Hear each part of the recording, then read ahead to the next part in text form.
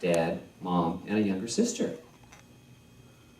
I grew up in the late 50s and early 60s, you can do the math, in Rosamond, California, in Southern California, a very small town billed as the gateway to Edwards Air Force Base. That sound glamorous?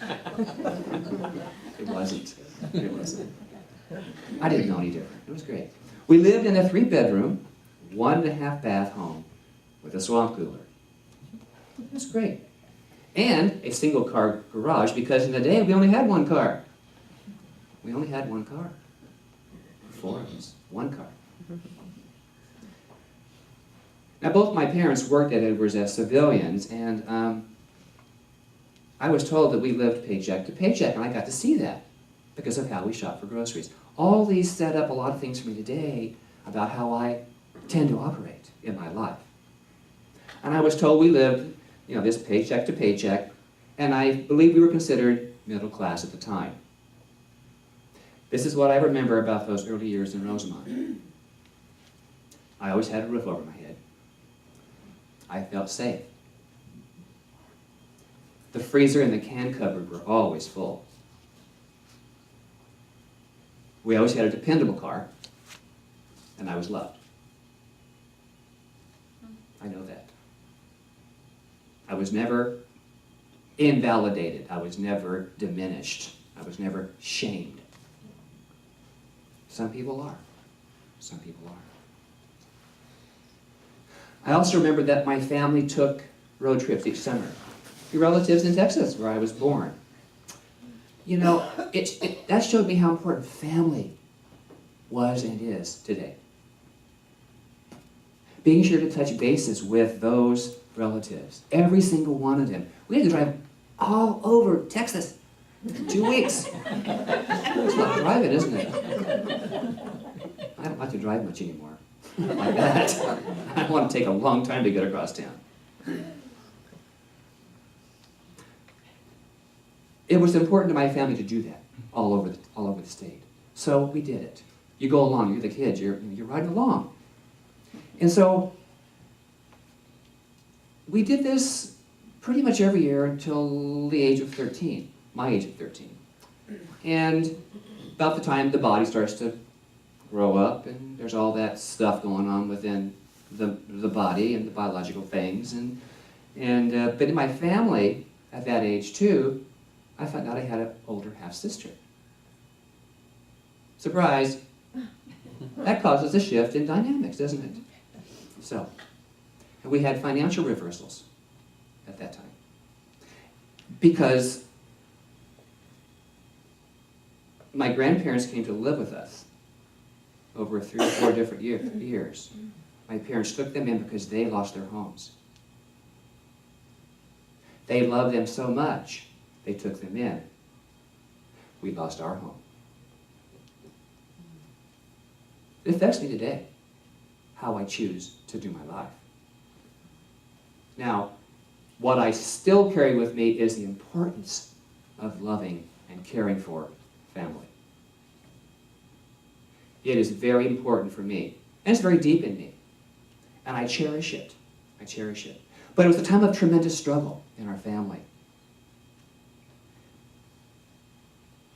But nothing is more important than family in all of life's times.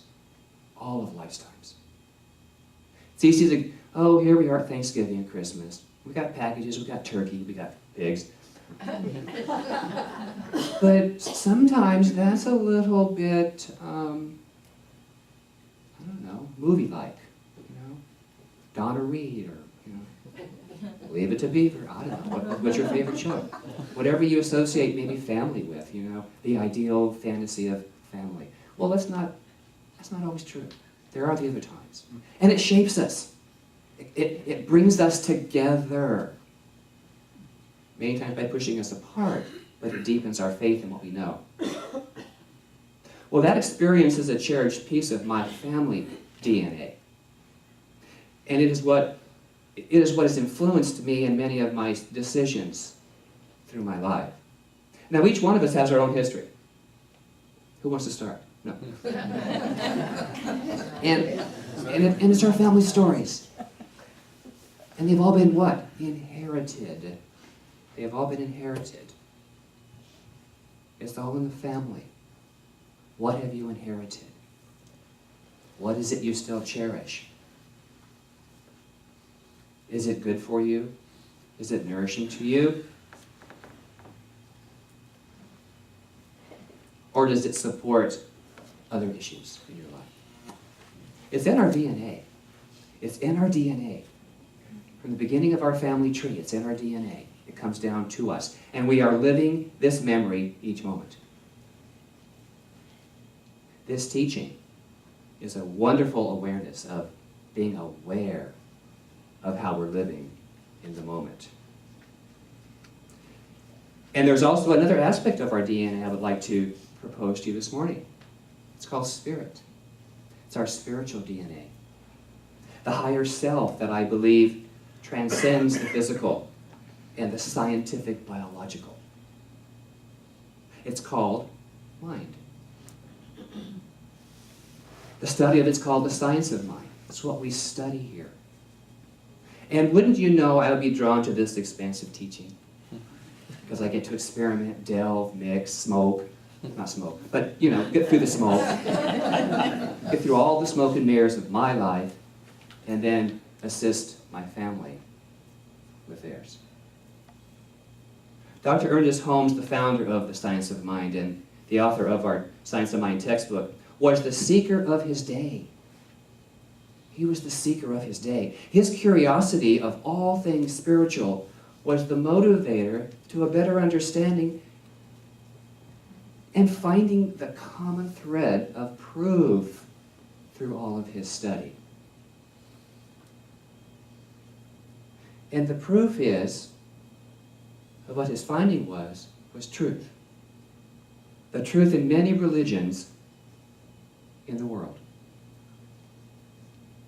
Through the mystics, through the teachers, through all of the writers of his day and before. He drew all these together and found a common theory, a common thread. What is the mind? What is the mind? Dr. Holmes answered this in this writing. What is mind? No man living knows. We know a great deal about the mind, but not what it is. You may wonder, if we don't know what it is, how do we know there is a mind? How do we know? Well, the only thing we can know is that it's something we can prove scientifically. And in this science of mind, the only way we can prove we have a mind is that we can think. Then where is the mind? If we have a mind, we can think. Where is it? Is it in the brain? If the mind is contained in the brain, why can't we transplant a brain with all its memories? Wouldn't that be great? I want so-and-so's mind. I want to buy that. Put that on the shelf. Science and medicine both say, no, we can't do that. Can't do that. We can transplant bone marrow, and that'll change your DNA.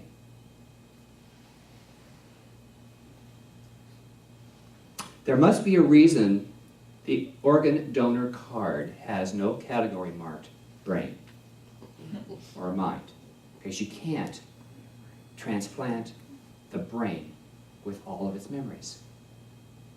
So then where is the mind? Where are those memories? Ernest Holmes tells us we cannot locate mind in the body. For while the body is a necessary vehicle for consciousness, while we are here, it is not consciousness. We cannot isolate mind. So, where is the mind, and where are all of those remembrances that we say we have? Well, I believe they are as contained in the ever-presence of spirit as the one family of universal mind. Mind contains all the wisdom and power and love. Mind contains all the power and the wisdom and love. And every idea, memory, and emotion is a catalyst to its action to its action. And it's all in the family of the mind. Today I acknowledge and embrace each of you as my family, because in truth, we're related in mind. So here comes the question. How are we related in mind? Well, through the study of science of mind, we begin to learn and understand what? Consciousness. Consciousness. And the consciousness we understand is mental awareness. So the more we become aware of our thinking and shift our belief system to something greater, Reverend Louis mentioned that in his meditation, to expanding the idea of a greater good. And so I know from my experiments, my lab, if you will, in this teaching, that whenever I shift out of knowing the truth about who I am, which is spirit first, in the mental plane, my world's a little shaky. If I'm not clear, my path is not clear. My world is not clear. My world is muddled. It's confused. It shows up as that. Try it. Who hasn't been confused in this room ever and seen it in their life? Who has not? We've all been there. We've done that test. And we'll do it again. We'll do it again. And it's okay. But each time I do it, I say, whoa, wait a minute. I'm doing that again. And I stop it. So there is something about this mind, this universal mind idea and concept that's always working through us. The Science of Mind textbook tells us recent research, this was back in the 20s, in the field of physics has revealed that mental abstraction, which is the idea that the apparent nothingness with which we deal is the only ultimate something out of which tangible things could be made, is the thing that physics begins with. Energy and intelligence. So there's kind of the backup of this intelligence within the product, within the cell, within the chemical that causes this to happen with that. It's a reaction out of